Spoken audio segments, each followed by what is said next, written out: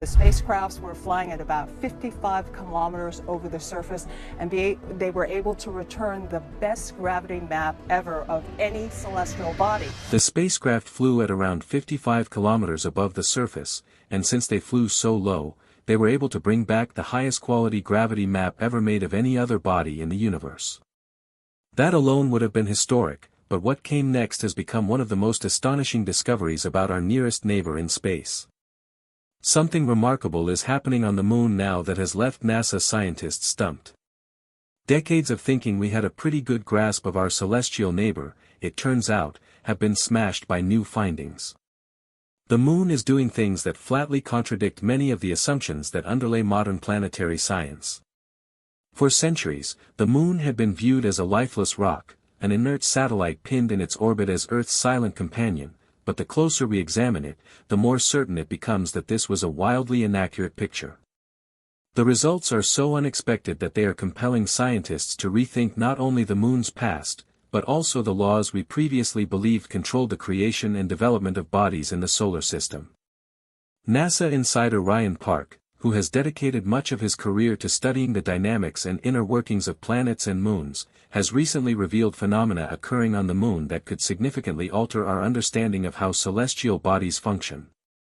According to Park, this is not speculation or distant theorizing about what might be happening.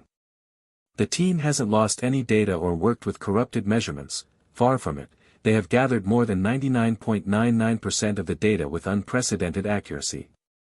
These results aren't based on hypothetical models or creative guesswork. They are occurring in real time, measurable in real time, and their effect is mind-boggling. The moon has been keeping a secret from us, something only the most sophisticated tools and mathematics could ever reveal. The secret, it turns out, is that the moon is flexing.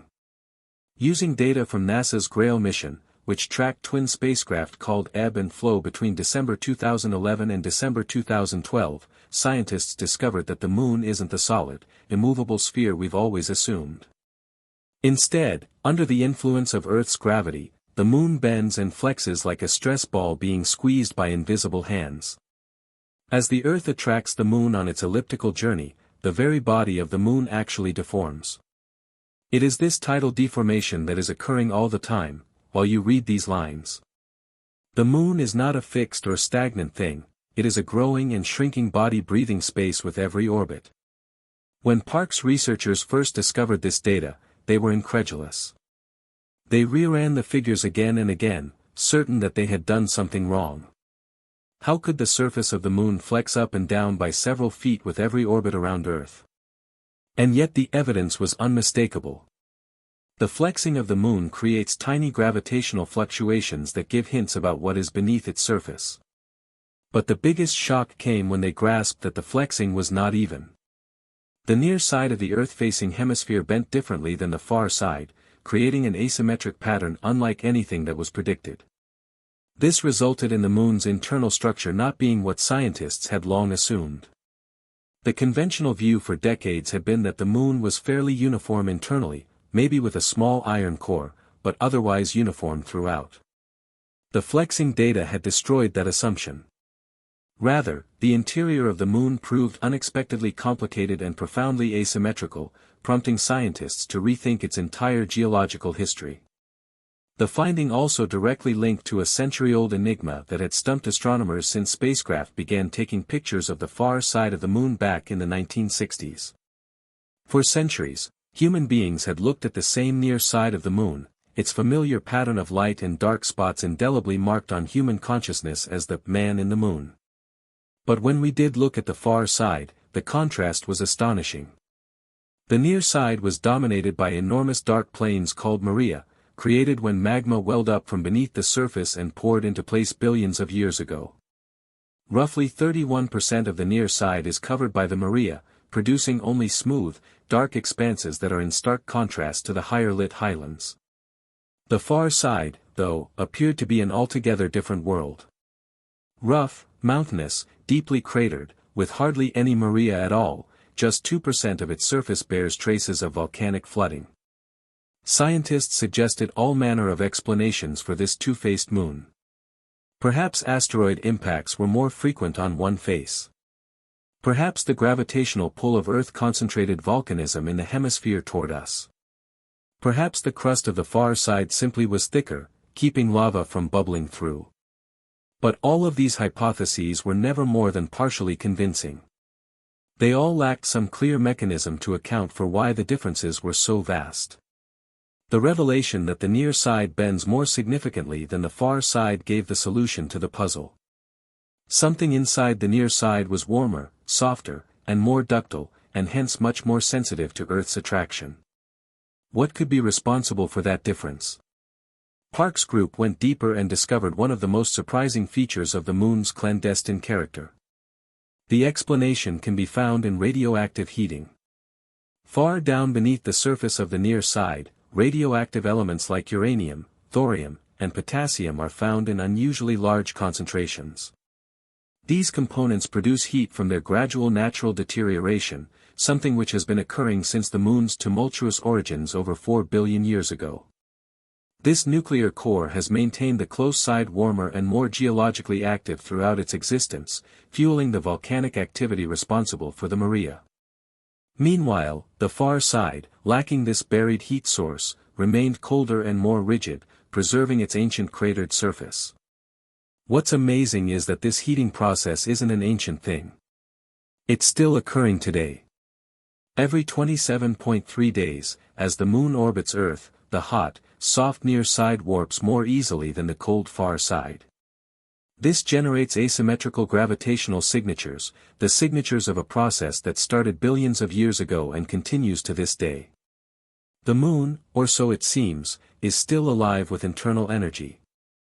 The detection of this activity by the Grail mission relied on technology so accurate it approaches the miraculous.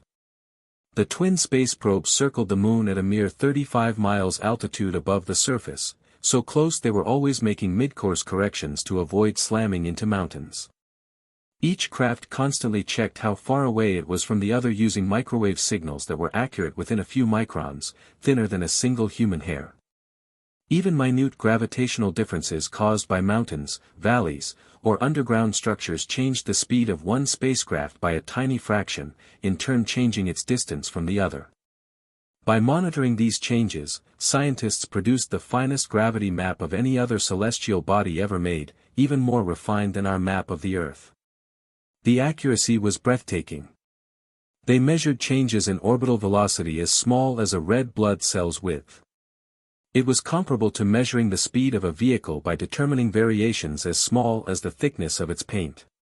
And this incredible endeavor unveiled the innermost secrets of the Moon and established beyond any shadow of doubt that it is not a homogeneous, static body but a dynamic, changing world with a heart that contains radioactivity. And the tale does not end there with the Moon. Following the same methods, scientists then looked to other bodies in the universe. One of the largest of the solar system's asteroids, Vesta, held a vastly different tale. Rather than having a dense core with less dense material on the outside, as they had anticipated, Vesta proved to be unexpectedly consistent throughout.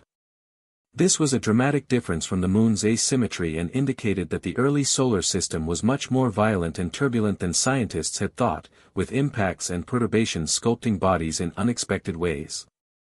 Even Io, the most volcanically active planet in the solar system, which orbits Jupiter, bucked expectations. Scientists had long thought that Io's fantastic activity was powered by a worldwide ocean of magma beneath its crust, maintained in a molten state by Jupiter's tidal forces. But gravitational measurements confirmed instead a patchwork of localized magma chambers distributed across the interior. Again, the tidy, systematic models of planetary composition yielded to a much more chaotic reality. Every find leads toward a grander revelation: our solar system is immensely more dynamic, complex, and frenzied than we could have conceived. The Moon, previously believed to be geologically inactive, remains active, its actions informed by radioactive decay since its fiery origins. Implications spread beyond science. NASA's Artemis program, which will return humans to the Moon and ultimately create a permanent human presence there, now has to factor in these ongoing processes. Gravitational changes impact spacecraft navigation and landing accuracy. Moonquakes, caused by tidal stress, might be hazards for future bases on the moon. But the same processes might provide opportunities. Regions heated by radioactive decay could have stable thermal conditions for long-term settlement or even the ability to draw geothermal energy. What we now understand about the moon compels us to no longer view it as a dead satellite, but rather as a living, breathing world, still influenced by the forces that formed it 4.5 billion years ago.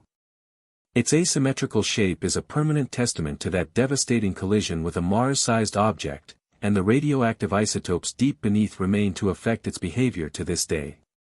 Each bulge and trough of its surface, each gravitational fluctuation, each slight tremor reminds us that the moon is not yet done changing.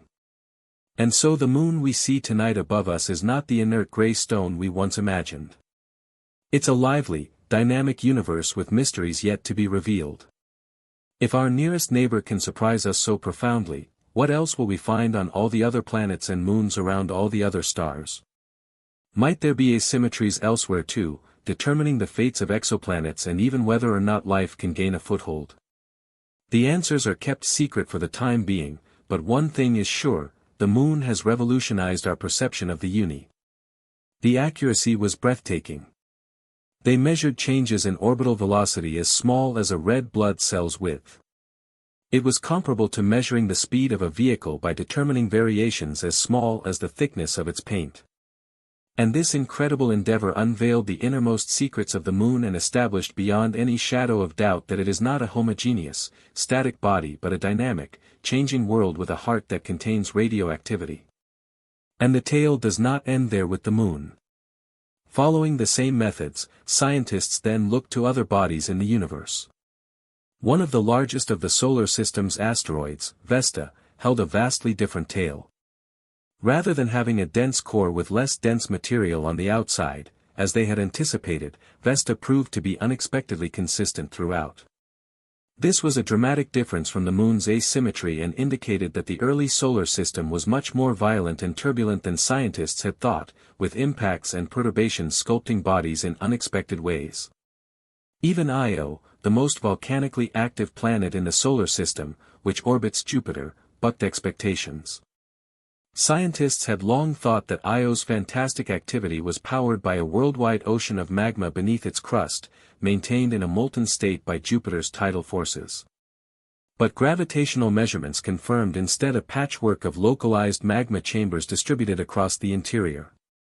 Again, the tidy, systematic models of planetary composition yielded to a much more chaotic reality. Every find leads